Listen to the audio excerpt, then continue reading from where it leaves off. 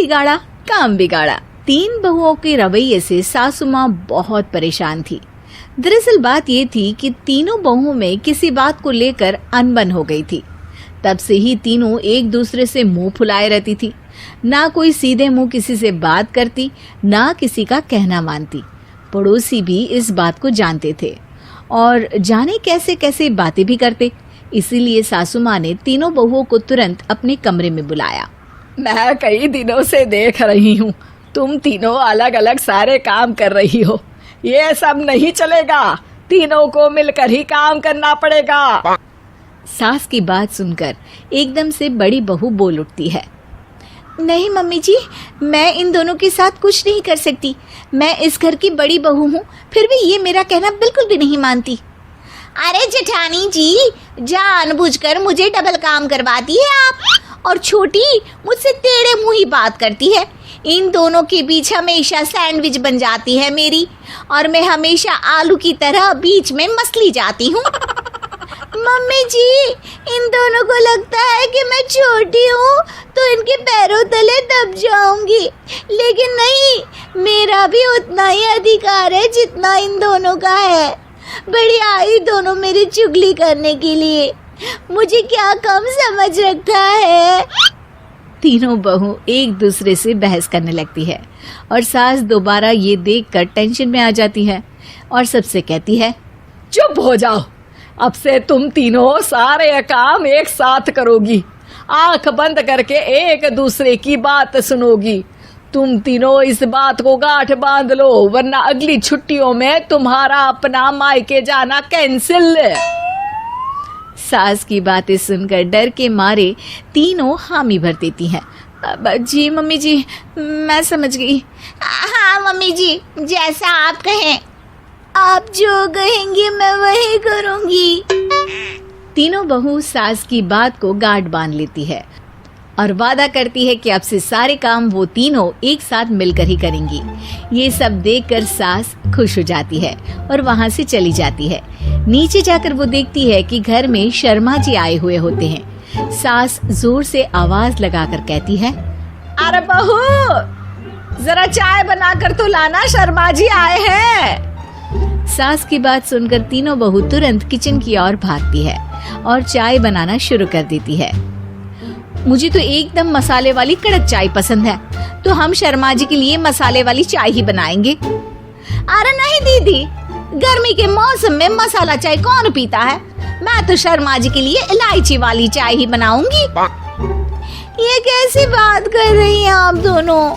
मेरी मम्मी ने सिखाया है कि मेहमान को ज्यादा दूध और शक्कर वाली चाय देनी चाहिए, वरना वो घर वालों को कंजूस समझते हैं। तो मैं तो शर्मा जी को ऐसी ही चाय दूंगी। तीनों बहुएं अपने अपने तरीके से चाय में शक्कर, मसाला, पत्ती सब डाल देती है। उबलने के बाद तीनों मिलकर चाय बाहर लेकर जाती है और शर्मा जी और सासू माँ को देती हैं। चाय पीने के बाद शर्मा जी सासू माँ को देखकर शर्मा जाते हैं और शर्मिंदा महसूस करते हैं कि आखिर उन्होंने चाय पीने के लिए हामी क्यों भरी। सासू माँ भी चाय पीना शुरू करती है और कहती हैं, अरे बहू, ये कैसी चाय बनाई है? चाय है या मीठे दूध की बासुंदी? हाँ, चाय अच्छी नहीं लगी क्या?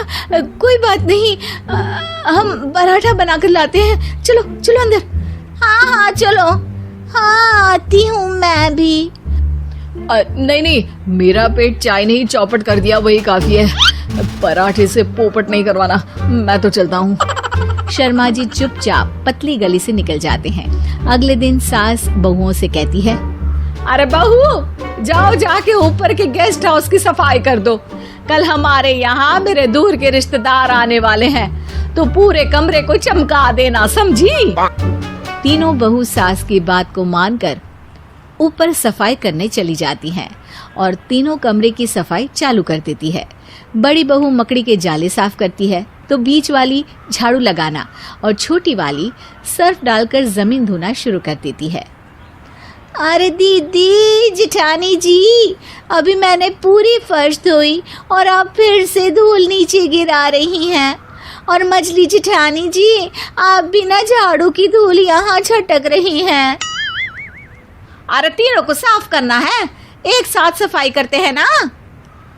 अरे वही तो, हम साथ साथ हैं, घर साफ साफ है।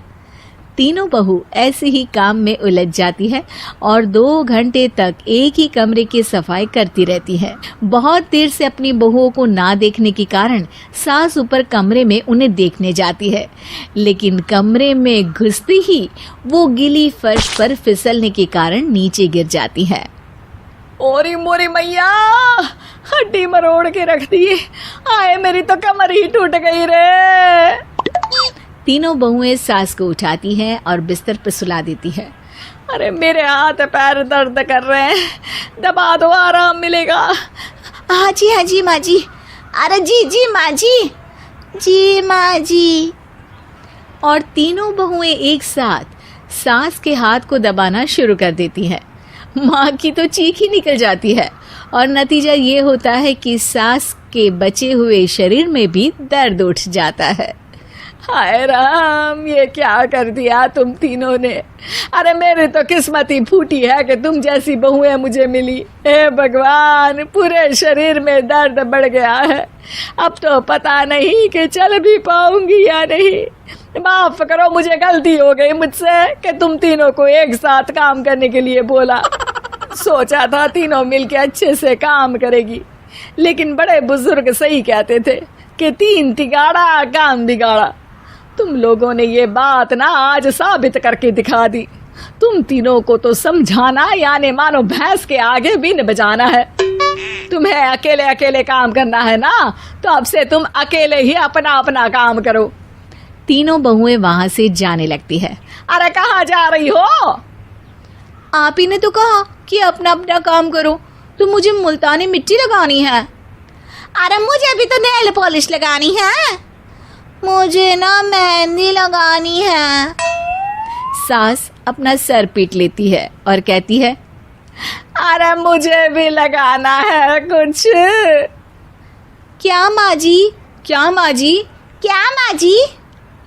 तुम्हारे घर वालों को फोन तुम्हारी हरकतें बताने के लिए।